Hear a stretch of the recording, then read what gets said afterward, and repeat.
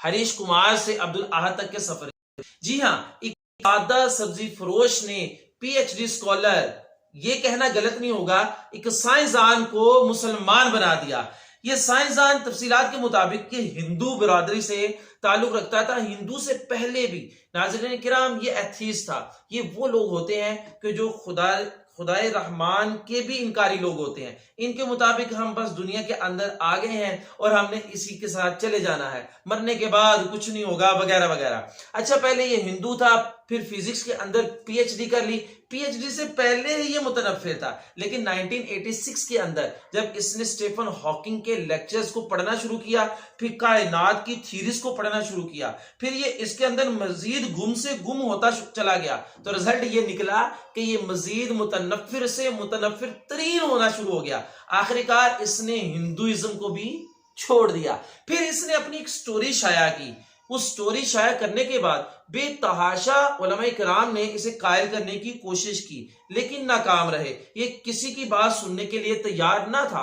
अचानक कुछ ऐसा होता है कि 2005 के अंदर डोरबेल बजती है और दरवाजे के ऊपर इसके दावे के मुताबिक 20 साल से आने वाला सब्जी फरोश, जिसका नाम अब्दुल अहद है, वो दरवाजे के ऊपर आता है और ये अब्दुल अहद को घर अंदर आने के लिए बोलता है। फिर इन दोनों के दरमियान में एक मुकालमा शुरू हो जाता है। इसके मुताबिक सारी जिंदगी फिजिक्स को पढ़ते पढ़ाते एक चीज जो डिस्कस होती है, प्रोबेबिलिटी। जी हाँ नाज़रीन किराम, प्रोबेबिलिटी से मुराद चांसेस, कि ये भी हो सकता है और ये भी हो सकता है। मैं आम और सादा तरीन अल्फाज में अगर आपकी खिदमत में पेश करूं तो लेट्स सपोज मैं कोइन को 3 टाइम यूं करके उछालता हूं, तो क्या चांसेस हैं कि कितनी मर्तबा हेड आ सकता है, कितनी मर्तबा टेल आ सकता है और कितनी मर्तबा क्या क्या रिजल्ट्स आ सकते हैं। अब उस सब्जी फरोश के सामने ये चीजें रखी जाती हैं। सब्जी फरोश भी बेचारा इल्म के मुताबिक बेतहाशा कायल करने की कोशिशें करता है।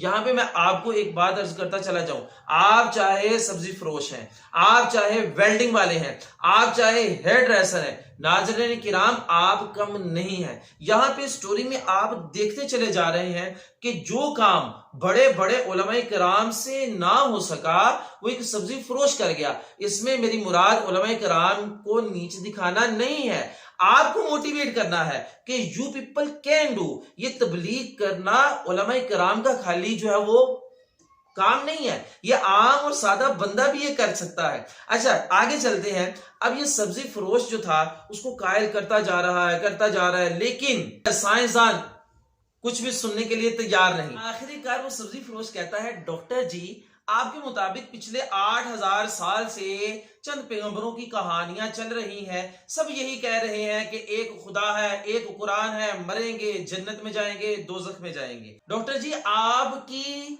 प्रोबेबिलिटी के कानून के मुताबिक ही चलते हैं। यहाँ पे एक बात डॉक्टर जी बड़ी काबिल गौर है कि आपकी साइंस इस चीज का जवाब देने से कासिर है कि मरने के बाद क्या होगा। डॉक्टर जी दूसरी बात कि अगर हम इस चीज का चांस रखें कि मरने के बाद कुछ भी नहीं होगा, मतलब कि हम कुछ नहीं है और मरने के बाद भी कुछ नहीं होगा, फिर तो डॉक्टर जी आप और मैं हम दोनों बराबर हैं।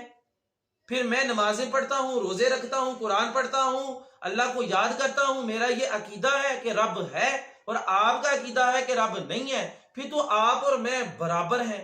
और डॉक्टर जी अगर दूसरी पॉसिबिलिटी ली जाए, दूसरी प्रोबेबिलिटी के कानून को अप्लाई करते हुए देखा जाए कि रब ताला है, तो फिर मरने के बाद चूंकि मैं तो अपने रब को याद करता हूं, नमाज पढ़ता हूं, उसके सामने गिड़गिड़ाता हूं, उसके सामने अपनी दुश्वारियां पेश करता हूं, फिर तो मैं तो सुरखरू हो जाऊंगा।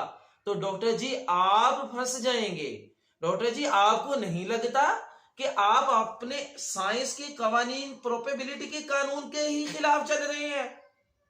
उस हरीश कुमार का कहना है कि जब मैंने इस सब्जी फरोश की ये बात सुनी तो मेरे दिल की काया पलट गई। मैं फौरन अपने कमरे में गया, मैंने ब्लैक बोर्ड पकड़ा, चौक पकड़ा।